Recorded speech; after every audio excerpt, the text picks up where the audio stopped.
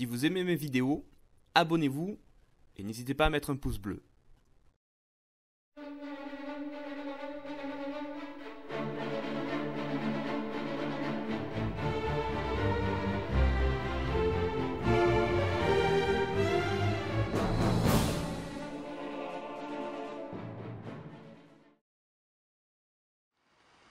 Bonjour et bienvenue à cette nouvelle émission de Un club, une histoire.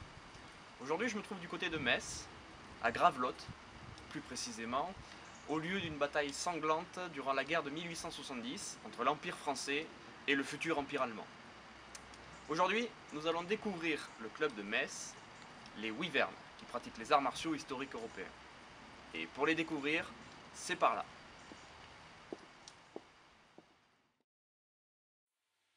Et nous voilà donc avec des membres des Wyverns, donc ce club d'arts martiaux historiques européens basé sur Metz.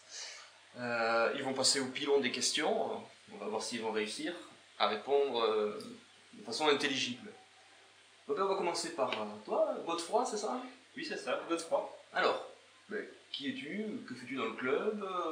Depuis quand tu y es? Explique-nous un peu ton CV. Alors, mon CV est MHE. Alors, je viens à la base de l'association Aura Combat Historique.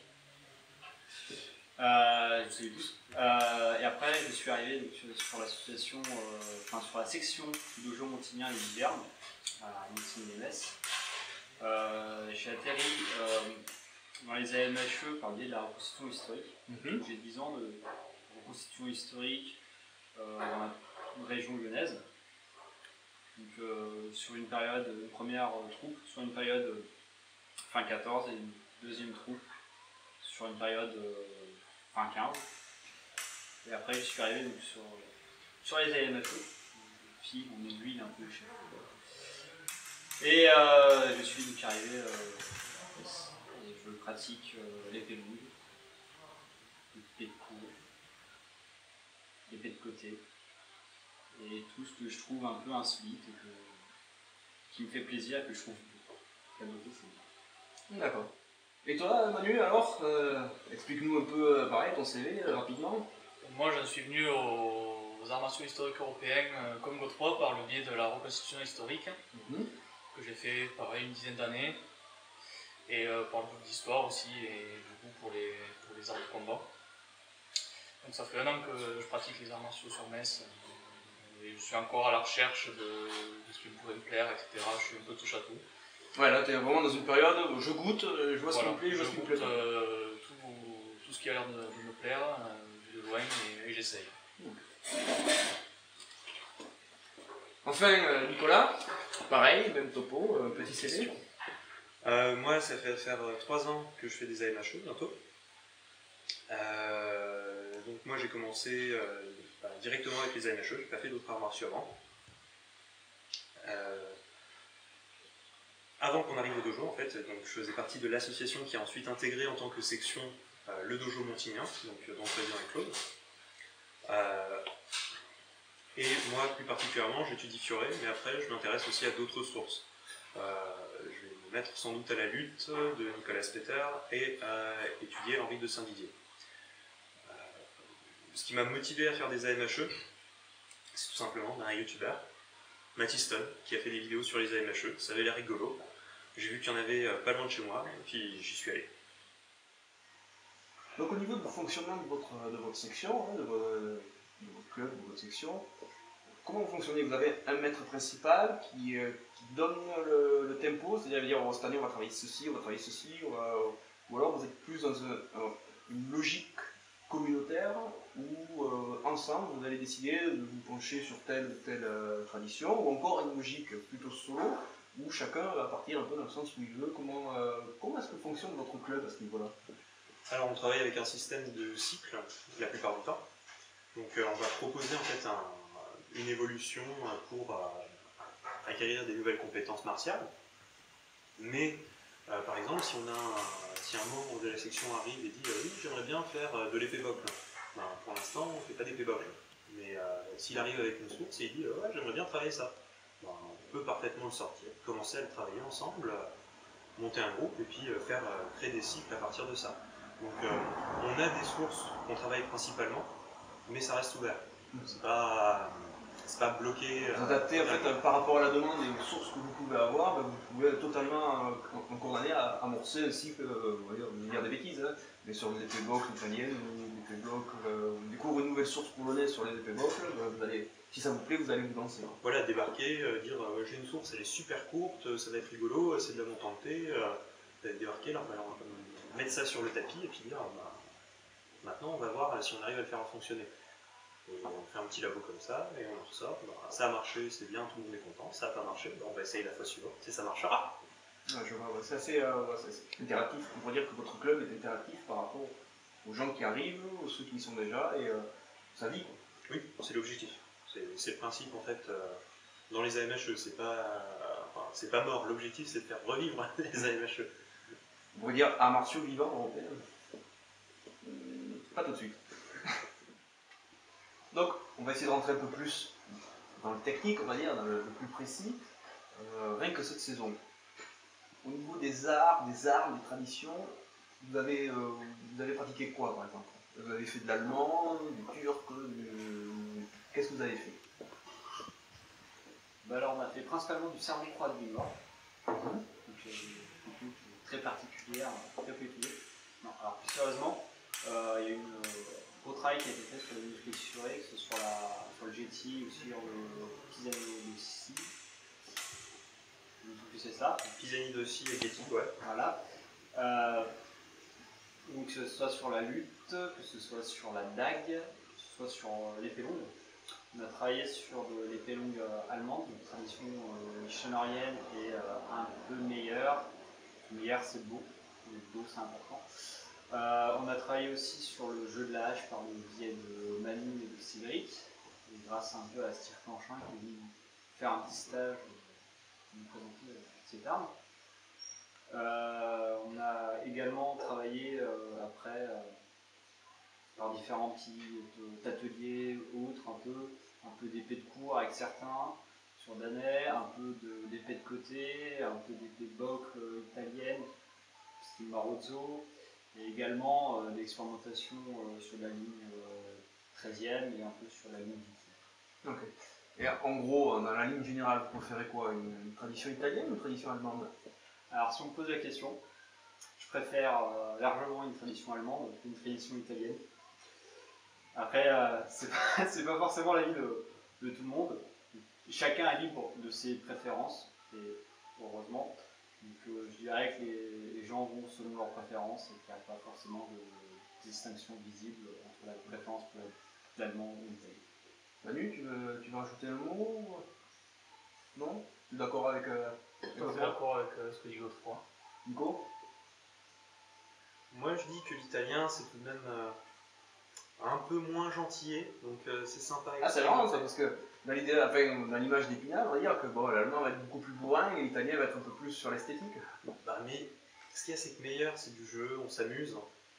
Fioré, il y a du jeu des fois, mais en général, C'est un jeu mortel. on casse des bras ou on va leur planter à la gorge. Et en général, quand on plante quelqu'un à la gorge, Ouais, bon, c'est peut-être Différent. on joue plus très longtemps après. effectivement. La première trace de tradition allemande, c'est pas très tendu. C'est pas tendre non plus. Donc après, toujours pareil par rapport à la vie du club, l'optique du club, vous vous basez comment? Vous êtes plus sur une optique sport, compétition, ou une optique découverte loisir, ou peut-être vous êtes un peu entre deux eaux, en cherchant un peu de loisir et un peu de compétition pour faire plaisir. Là, Manu, t'as pas beaucoup parlé, donne-nous tes impressions sur le sujet. Alors je ne veux pas m'avancer, mais je pense que la politique du club, c'est de laisser à chacun le loisir de suivre ses envies. Je vais prendre mon exemple. Au club, ce que je préfère pratiquer, c'est plutôt des arts martiaux dans un esprit un peu de jeu comme la tradition allemande. Mais par contre, j'ai pour projet dès cette année de commencer à participer à des compétitions pour expérimenter ce que j'ai pu apprendre au club, au cours des séances, à vitesse réelle et avec d'autres pratiquants qui me sont inconnus. Ça peut m'amener à un autre cadre de pratique qui peut être intéressant. Ah, c'est même un grand plongeon, t'as un an d'expérience? Oui, mais ça me fait quoi. C'est un grand plongeon, c'est bien. Nico? Pareil, c'est la même chose. Hein. Moi, la compétition, je la vois vraiment comme un outil pour voir si on a des acquis ou si on les a pas. Et aussi pour expérimenter, voir justement si on arrive à faire fonctionner quelque chose en sparring dans son propre club, donc en asso, hein, on arrive à faire fonctionner ça avec des gens qu'on connaît, c'est pas forcément la même chose de se retrouver face à des gens qui pratiquent et qui apprennent différemment et de réussir à le faire fonctionner. Donc j'encourage vivement à aller en tournoi, c'est très bien, ça permet de rencontrer des gens, ça permet de découvrir qu'il y a des choses qu'on ne comprend pas vraiment, mais des fois ça permet aussi de voir qu'on a des acquis. Et ça permet de dire j'ai progressé, j'ai réussi à faire ci, j'ai réussi à faire ça. Donc loisir, mais si quelqu'un veut tester son niveau ou voir s'il a progressé, on encourage vivement à aller vers la compète. D'accord. Ouais, je le vois plus comme comment j'évolue plutôt que venir chercher la médaille ou voilà, venir chercher des points. Plutôt une expérimentation personnelle et voir où on se situe. C'est le meilleur outil d'évaluation en fait, la compétition. On peut faire des assauts, mais en compétition, là, il y a une grille d'évaluation qui est déterminée à l'avance. Et tout le monde fonctionne avec cette grille. Votre 3 Alors, j'ai attaqué la compétition parce que Thomas Lobo. Et ça m'a donné énormément de goût à la compétition. Et ce que je vais rechercher principalement dans la compétition, je me suis découvert compétiteur dans la compétition, stress. Vraiment cette sensation de plénitude en plein combat, quand on vient de mettre une touche, une belle touche. C'est un peu ce que je vais rechercher en compétition, c'est montrer que je peux être bon, mais avec une belle esprit. Et c'est chercher à dominer mon adversaire, à l'empêcher de sortir son jeu, et à pouvoir sortir mon jeu. En étant le plus martial possible, en évitant vraiment tout ce qui est double touche. Après, effectivement, je trouve que c'est un très bon outil d'opposition. Je trouve que c'est un magnifique jeu parce que le milieu compétitif AMHE français n'est pas encore gangréné par l'argent ou par ce qu'on peut voir dans d'autres sports. Et du coup, je trouve que c'est un très bon moyen de rencontrer des gens et de se faire plein de nouveaux copains. J'ai rencontré des gens vraiment formidables, que ce soit de Montpellier, de Toulouse, de Paris, vraiment de toute la France. Je peux rencontrer vraiment des gens très intéressants en compétition. Mais malheureusement, les règlements, je trouve qu'ils commencent à s'étendre un peu sur les sportifs, où la double touche est de moins en moins pénalisée, pas forcément vrai, tout dépend vraiment des conventions. Et j'aimerais plus tendre sur les systèmes de compétition comme ce que peut essayer de développer Escrime Medieval 17, avec la meilleure school et Benjamin Vincent.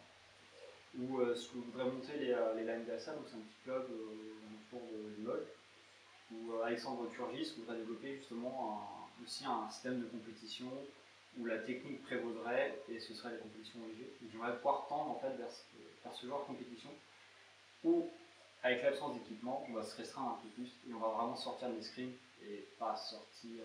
Peut-être plus chercher de la maîtrise technique et prouver sa valeur par la maîtrise technique que par la touche forte ou peut-être le nombre de points à la touche. Exactement, parce que pour moi c'est un peu l'essence en fait, de l'opposition de l'escrime, c'est montrer une supériorité, c'est montrer la supériorité en fait, de la connaissance et de l'éducation sur la personne qui n'est pas éduquée.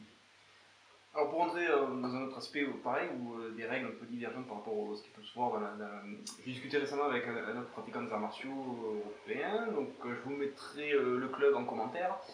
Ils voulaient tenter un nouveau système de règles, c'est-à-dire que je suis touché au bras, mon bras ne compte plus.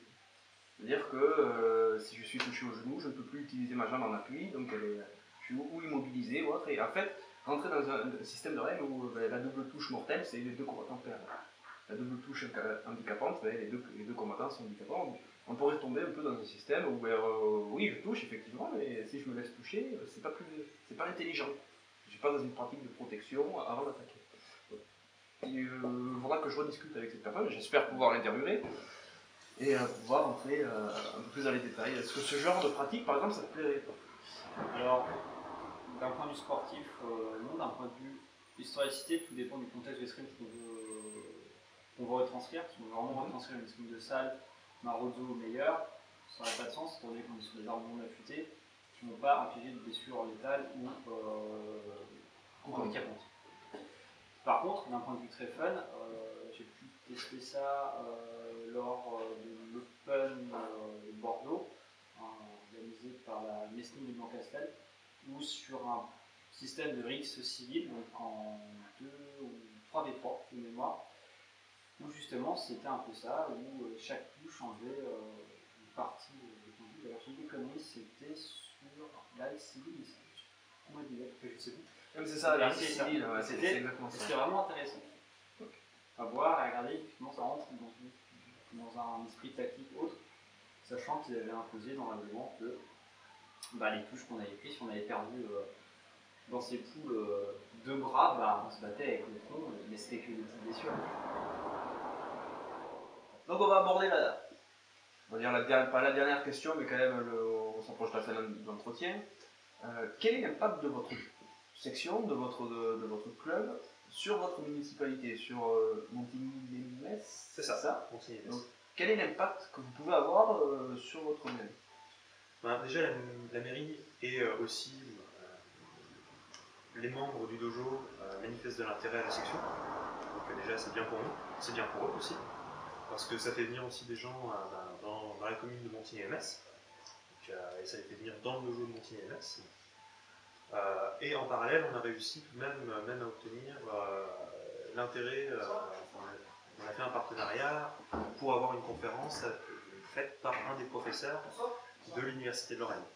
Donc il est venu, il a fait la conférence et ça a amené des gens. Donc c'est toujours aussi cette relation qui fait que nous on a une activité qui n'est pas forcément courante, donc ça attire des gens qui cherchent cette activité dans un rayon assez large. Ce qui fait que forcément ça attire du monde pour la mairie, ça attire l'attention de la mairie vers eux, ce qui est très bien. On va dire que je suis un adhérent qui découvre votre club, je viens, je découvre, vraiment je n'ai jamais rien pratiqué. Qu'est-ce que je fais? Qu'est-ce que j'achète? Comment ça se passe? Comment ça se passe quand je découvre votre club? Alors, avant d'arriver, ça sert à rien d'acheter du matériel de protection, on va dire, escrime ou quoi que ce soit, ou des gants lourds, ou d'acheter une épée en bois, ou je sais pas quoi. C'est mieux de voir directement en fait, avec les animateurs sur place et de leur poser les questions.